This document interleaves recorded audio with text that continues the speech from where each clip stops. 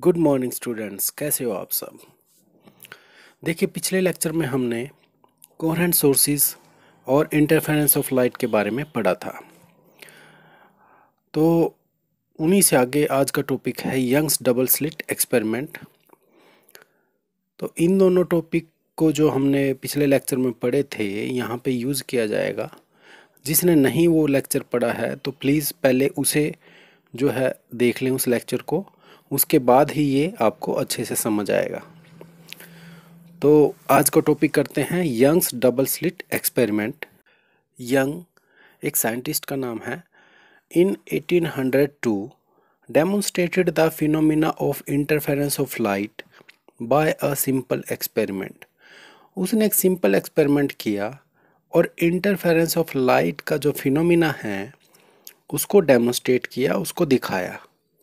The setup used is shown in figure. तो इस figure में ये दिखाई दे रहा है आपको। इसके अंदर क्या है, सबसे पहले फिगर को ध्यान से समझ लीजिए।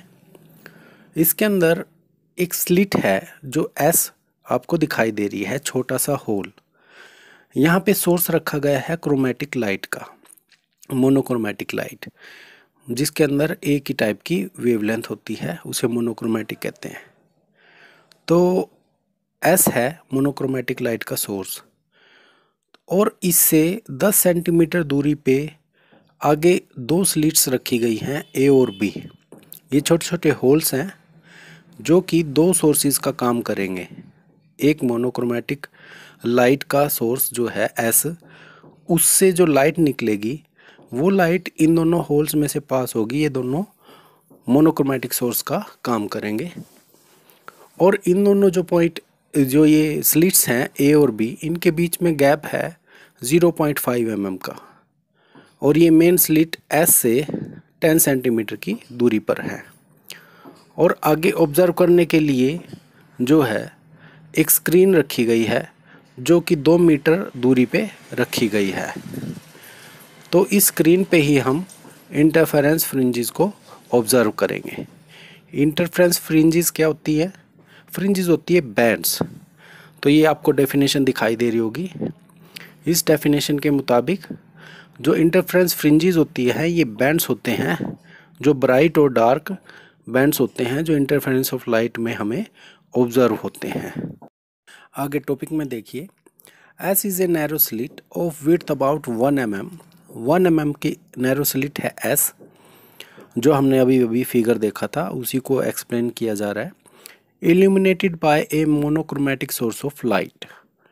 तो एस जो नैरो स्लिट है उसके पीछे एक मोनोक्रोमेटिक सोर्स ऑफ लाइट रखा गया है, एस से रिप्रेजेंट किया गया उसे।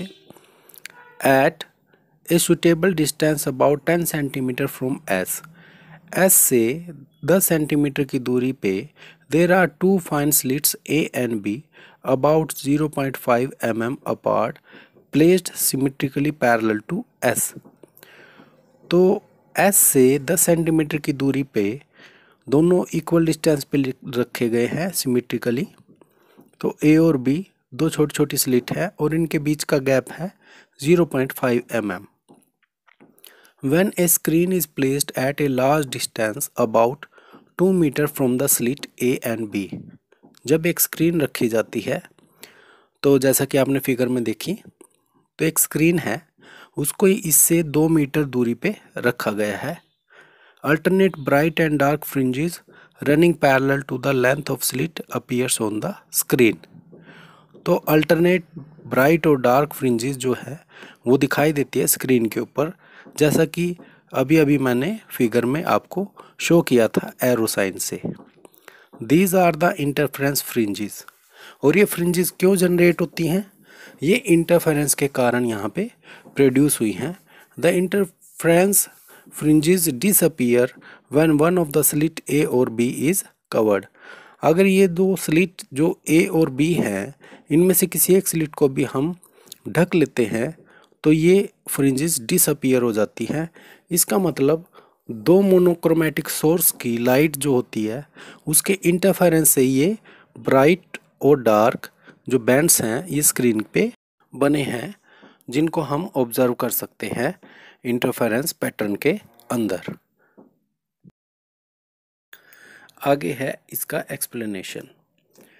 The appearance of bright and dark fringes on the screen can be explained on the basis of interference of light.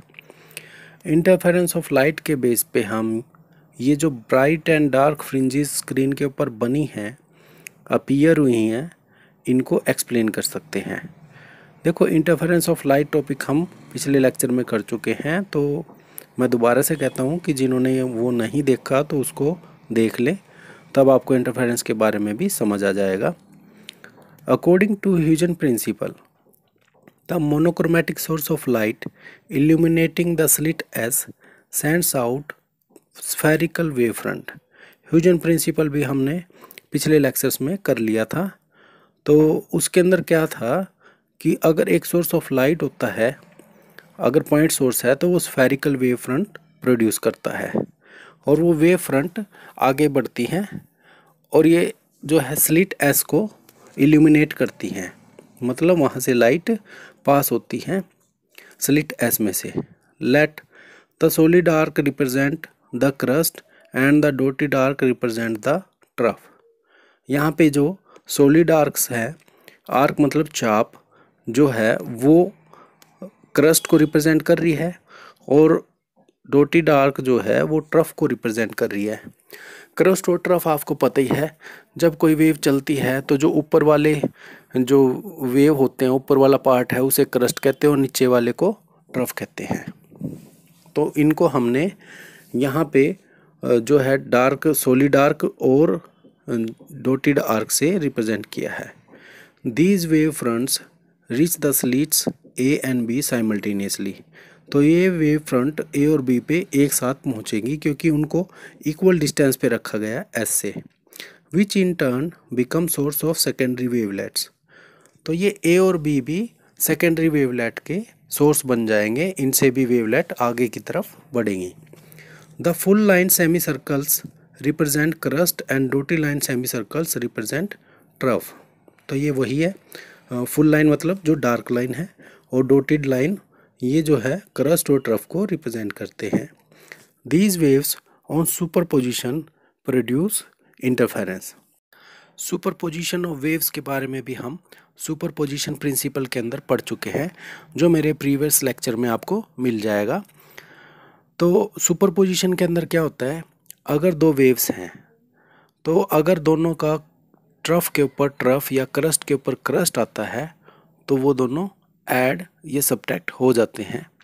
अगर दोनों का क्रस्ट के ऊपर क्रस्ट और ट्रफ के ऊपर ट्रफ आ रहा तो दोनों का एम्पलीट्यूड जो है वो ऐड हो जाता है, तो एक बड़ी वेव हमें मिलती है जिसका एम्पलीट्यूड ज़्यादा होता है। और अगर एक वेव जो है फेज़ अगर डिफरेंस है, एक वेव ऊपर की तरफ जा रही है क्रस्ट के ऊपर, ठीक है, और दूसरी वेव का ट्रफ क्रस्ट के ऊपर आ जाता है, तो उन दोनों का एम्पलीट्यूड माइनस हो जाता है, सब्ट्रैक्शन हो जाती है, तो रिजल्टिंग जो वेव है उसका एम्पलीट्यूड जो है मिनिमम हो जाता है। यही वहाँ पे हुआ था सुपरपोजिशन प्रिंसिपल में। तो इंटरफेरेंस इसी वजह से प्रोड्यूस होता है। These waves on superposition produce interference. The dots represent the position of constructive interference. तो डॉट तो कंस्ट्रक्टिव इंटरफेरेंस को शो कर रहे हैं फिगर में, आप देख सकते हैं डॉट्स लगाए हुए हैं जहाँ पे कंस्ट्रक्टिव हुई है, मतलब क्रस्ट के ऊपर क्रस्ट। आगे लिखा भी हुआ है, देखिए, where crest of one wave falls on the crest of the other and trough falls on the trough, the resulting amplitude and hence intensity of light is maximum at these point. तो intensity of light क्या हो जाएगी, maximum. The lines joining the dots lead to points C E G on the screen. तो ये सी E जी point है, ये constructive interference को show कर रहे हैं। आगे देखिए, similarly the crosses represent the positions of destructive interference. तो जी ये क्रॉसेस हैं, आप फिगर के अंदर देख सकते हैं, ये क्रॉसेस ये क्या रिप्रेजेंट कर रहे हैं, ये कर रहे हैं डिस्ट्रक्टिव इंटरफेरेंस को रिप्रेजेंट। डिस्ट्रक्टिव का मतलब होता है एम्पलीट्यूड, डिस्ट्रक्ट होना मतलब कम हो जाना। Where crest of one wave falls on the trough of the other and vice versa. कि डिस्ट्रक्टिव इंटरफेरेंस कहाँ पे होता है, जहाँ पे एक वेव का क्रस्ट दूसरी के ट्रफ पे या पहली वेव का ट्रफ दूसरी के क्रस्ट पे पड़ता है तो उन जगह पे डिस्ट्रक्टिव इंटरफेरेंस होता है। ये अभी अभी मैंने सुपरपोजिशन के अंदर आपको बताया था। The resultant amplitude and hence intensity of the light is minimum at these positions. तो जिससे कि जो रिजल्टिंग वेव है उसका एम्पलीट्यूड और इंटेंसिटी ऑफ लाइट जो है वो मिनिमम हो जाती है उन पोजीशन पे। The line joining the crosses lead to the points D and F on the screen.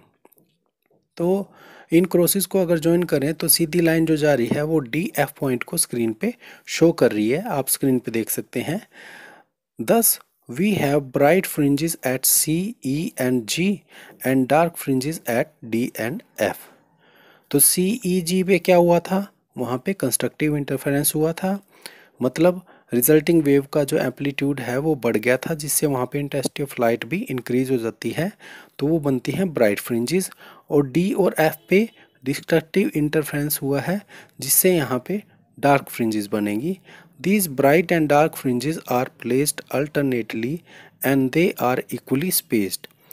तो ये जो है एक के बाद एक होती हैं, अल्टरनेटली का मतलब वही एक ब्राइट है फिर एक डार्क है फिर ब्राइट फिर डार्क, इस तरह से ये फ्रिंजेस होती हैं। और इनके बीच में जो डिस्टेंस होता है वो भी इक्वल होता है, मतलब इक्वली स्पेस्ड है ये। These bands are called interference fringes। तो इन बैंड्स को, इन पट्टियों को जो डार्क और ब्राइट बनी हैं इन्हीं को इंटरफेरेंस फ्रिंजेस हम कहते हैं। If S is a source of white light, तो अगर एस वाइट लाइट का सोर्स होता, वाइट लाइट का सोर्स क्या करेगा, 7 कलर्स की लाइट को प्रोड्यूस करेगा, डिफरेंट डिफरेंट वेवलेंथ्स वहाँ होंगी। तो क्या होगा उस जगह पे, interference fringes are coloured and their width are unequal. तो अलग अलग कलर की इंटरफेरेंस फ्रिंजेस प्रोड्यूस होंगी क्योंकि वहाँ पे काफ़ी सारे कलर्स होते हैं, अलग अलग वेवलेंथ्स का इंटरफेरेंस होगा और जो ये विड्थ होगी इनकी वो अनइक्वल होगी, इनकी चौड़ाई बैंड्स की अलग अलग होगी। तो ये हमारा Young's double slit experiment complete होता है। इसको सबने अच्छे से जो है फिगर को भी ड्रॉ करके देखना है और इसको अच्छे से लर्न करके मेमोराइज कर लेना है। ठीक है, तो मिलेंगे नेक्स्ट लेक्चर में। Till then good bye.